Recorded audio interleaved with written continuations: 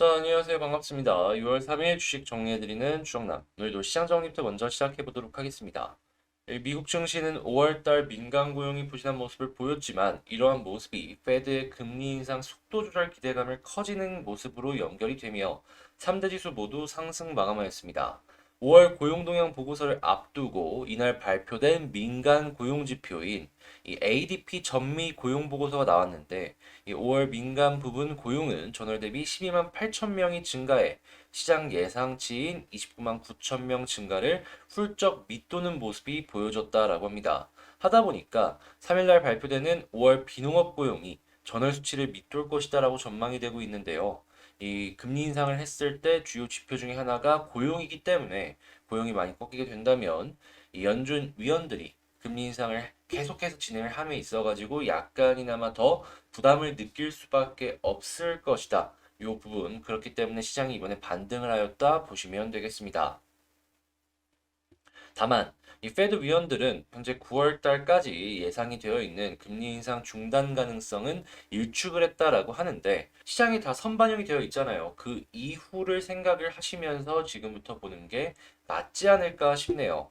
한편 마이크로소프트는 달러와 강세로 실적 가이던스를 하향 조정하였는데 달러 강세로 인한 미국 기업들, 특히나 수출 기업들의 실적 감소를 감안하시면서 보고 한국 기업들 역시도 원달러 문제로 인한 이 실적 감소가 생길 수 있는 기업들이 생길 수 있으니 꼭 이것도 이제 분리를 해서 보는 게 좋을 것 같습니다. 확실히 원달러가 이렇게까지 움직이다 보니까 이 본격적으로 기업들에 영향을 주기 시작을 하네요. 자, 국제유가는 WTI 기준 116.87달러, 1.4% 상승 마감하였고요. 채권은 혼조, 달러는 약세, 금 가격은 상승 마감하였습니다. 자, 그럼 보다 더 디테일한 내용을 위해서 뉴스 한 번씩 보도록 할게요. 자, 일단 민간 고용 부분 같은 경우에는 증가 숫자가 우리 예상했었던 것보다 훨씬 더 낮게 나온 것이다라는 걸 확인을 할 수가 있죠.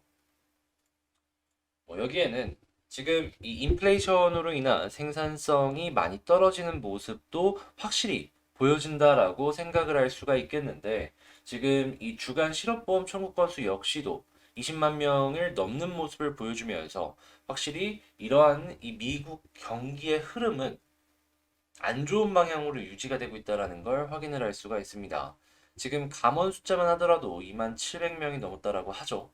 이전에는 이 리오프닝으로 인한 이 기대감 때문에 리조트가 살아날 것이다라고 생각을 했는데 리조트부터가 감원을 시작을 했던 걸 생각을 해본다면 이러한 시대적인 흐름이 쉽게 피해갈 수는 없을 것이다라고 예상을 해볼 수가 있겠습니다. 자, 그래서 현재 뭐 미국 기업 같은 경우에는 실적 전망치들이 다양한 요인들 때문에 하향 수정이 될 것이다라는 이야기들이 상당히 많은데 주가가 더 내릴 수도 있다라고 하죠. 특히나 미국 같은 경우에는 이 테크 기업들 같은 경우 이 미래의 가치를 끌고 오는 이 성장주의 느낌이 강하기 때문에 이 시장의 유동성도 떨어지고 실적이 계속해서 올라가는 게 아니라 떨어진다라는 모습을 보여주게 된다면 타격은 더더욱 클 것이다라고 예상이 되는데요. 시장 지배력 이런 것과 상관없습니다.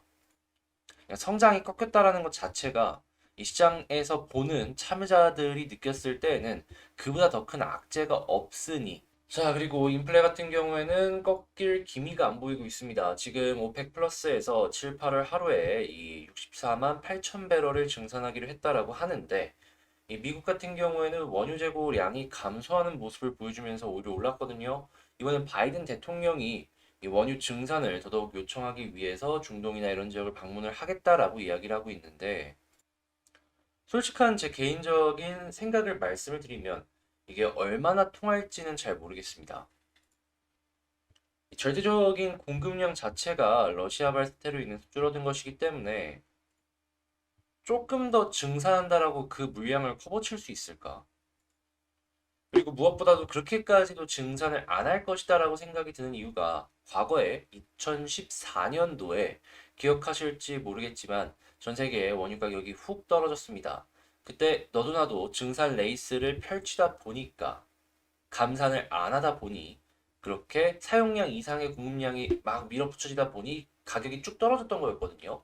근데 한번 그렇게 경험을 해봤던 사람들이 어떻게 보면은 친환경 시대의 전인 지금이 어떻게 보면 원유를 가장 비싸게 많이 팔아먹을 수 있는 시대인데 이걸 놓치려고 할까? 철저하게 고유가를 최대한 오래 유지를 하면서 수익을 극대화하려는 그들의 움직임을 생각해 볼 수 있지 않을까 싶네요.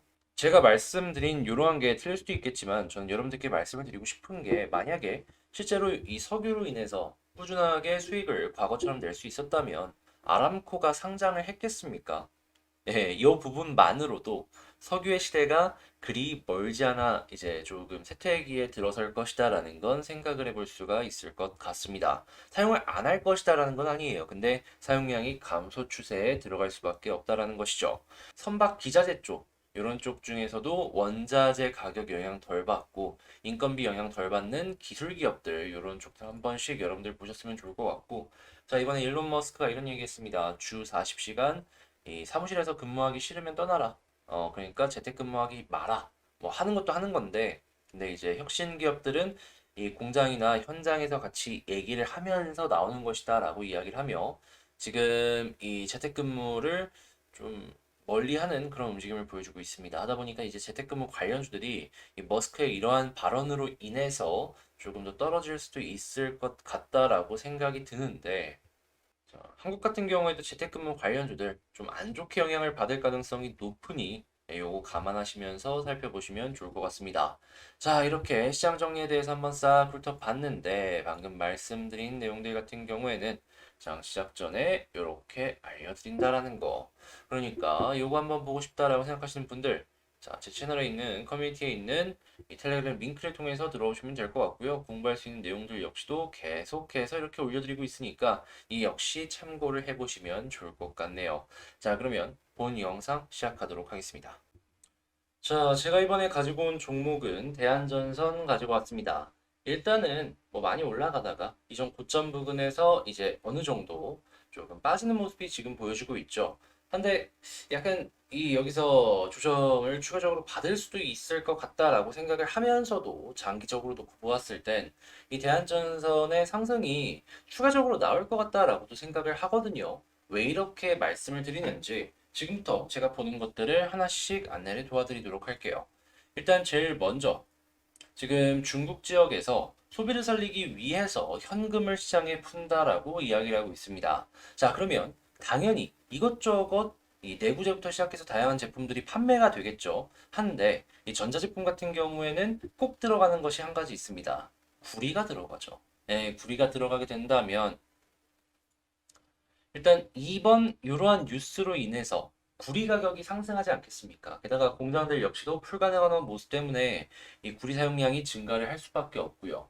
또한 중국 같은 경우에는 경제 부양을 위해서 인프라 확충을 굉장히 열심히 진행할 것이다라고 생각이 드는데 지금 특별채권 얘기도 나오고 있죠. 굉장히 많은 돈을 이번 특별채권을 통해서 확보할 수도 있을 것이다라는 이야기가 나오는데 그걸 전부 이 인프라 확충에 쓰이게 된다면 아마도 중국 쪽에서 구리 사용량은 어마어마하게 증가할 수밖에 없을 것이다라는 거 기대할 수 있겠습니다. 왜냐하면 인프라를 하는데 가장 먼저 뭐 토목도 하겠지만 전기가 들어가게 만들어야 될 거 아니에요. 전기가 들어가려면 전선이 깔리고 전선이 깔리면 원재료인 구리의 사용량이 증가하고 이렇게 볼 수 있는 것이죠. 자, 그리고 지금 우크라이나가 재건에 관련된 이야기를 계속하고 있습니다. 자, 재건했을 때에도 방금 말씀드렸던 것처럼 인프라가 가장 우선인데 전선 사용량 증가할 수밖에 없겠죠. 구리 가격이 이거는 계속 펌핑이 될 수밖에 없는 그러한 상황이다라고 보시면 돼요. 그랬기에 최근에 상하이 봉쇄로 떨어졌던 요 구리 가격이 추가적으로 올라가는 모습이 이 상하이 봉쇄 해제되면서 쭉쭉 보여지고 여기에 우크라이나까지 더해진다면 이거는 말도 안 되는 상승률로 연결이 될 수 있다. 감안하시면서 구리 가격 살펴보시면 좋을 것 같습니다. 자, 그러면 구리 가격이 올라가는 모습이 보여지게 된다면 대한전선 같은 경우에는 판가를 올릴 것이고 그럼 판매 가격을 올리게 된다면 영업이익률을 일정 수준 유지한다고 쳤을 때 영업이익이 큰 폭으로 증가를 하겠죠. 이는 회사의 덩치가 커지는 효과로 연결이 가능할 것이고 이러한 부분은 이 대한전선에게는 호재라고 보면 되겠다. 자, 근데 지금 이 뉴스가 그냥 하루 이틀로 끝나는 게 아니라 지금 한 몇 달 동안은 계속 나올 수밖에 없는 뉴스죠. 몇 년이 지나도 계속 나올 수도 있습니다. 그러면 그 그냥 1, 2주 정도 이렇게 빠졌다라고 해서 이게 끝인가 생각을 할 필요가 있을까요? 저는 이렇게 눌린다라고 하더라도 다음 거를 한번 같이 생각을 해봤으면 좋겠어요. 자, 그러면 수급을 한번 보자면 최근에 이렇게 올라갔을 때 외국인은 샀다. 기관도 샀고 다만 개인들만 팔았다. 근데 물론 오늘은 조금 팔고 있긴 하지만 이거 산 양만큼 파는 게 아니라면 이거는 그냥 몇몇 애들이 차익 실현을 위한 매도세였구나라고 정도로 생각을 해볼 수가 있을 것 같습니다. 자, 그러면 요거 그냥 플러스로 이어지는 게 더 좋긴 하지만 여기 마이너스가 굉장히 크지 않다면 그렇게까지 걱정할 필요는 없겠죠. 그럼 요걸 기준으로 한번 놓고 보시면 좋을 것 같고 차트로 한번 놓고 보자면 뭐 위쪽 저항은 다 뚫었으니까 이제는 이 아래에서 올라오는 이 추세를 보시면 될 것 같은데 아마 이 추세 라인 요거 이탈 안 한다면 일단 요 라인도 요 라인인데 21선을 기준으로 이렇게 딛고 올라가고를 좀 해주지 않을까 싶네요. 근데 물론 여기서 갑자기 팡 하고 튕겨 올라가고 각도를 기울이는 걸 확 해준다면 20이 아니라 11선이 지금 21선의 역할을 해줄 수 있을 것 같은데 그건 아직 안 나온 거니까 일단은 만약 떨어진다면 21선을 주목해라. 이렇게 말씀드립니다. 자, 그러면 지금 말씀드린 내용들을 가지고 총정리를 한번 해보자면 지지라인 또 떨어지더라도 21선을 생각하면서 지켜보자. 그리고 나서 좀 장기적으로 보게 된다면 이전 고점 뚫을 수 있을 만한 이슈는 많이 남아있기 때문에 장기적으로 보면 되게 좋을 것 같다. 이렇게 말씀드리면서 이 대한전선 마치도록 하겠습니다. 자, 핵심만 딱딱 간추려서 말씀드렸는데 도움되었다라고 생각을 하신다면 구독과 좋아요 한 번씩 눌러주시고요. 전 여기서 영상 마치도록 하며 다음에 더 좋은 영상으로 다시 찾아뵙도록 하겠습니다.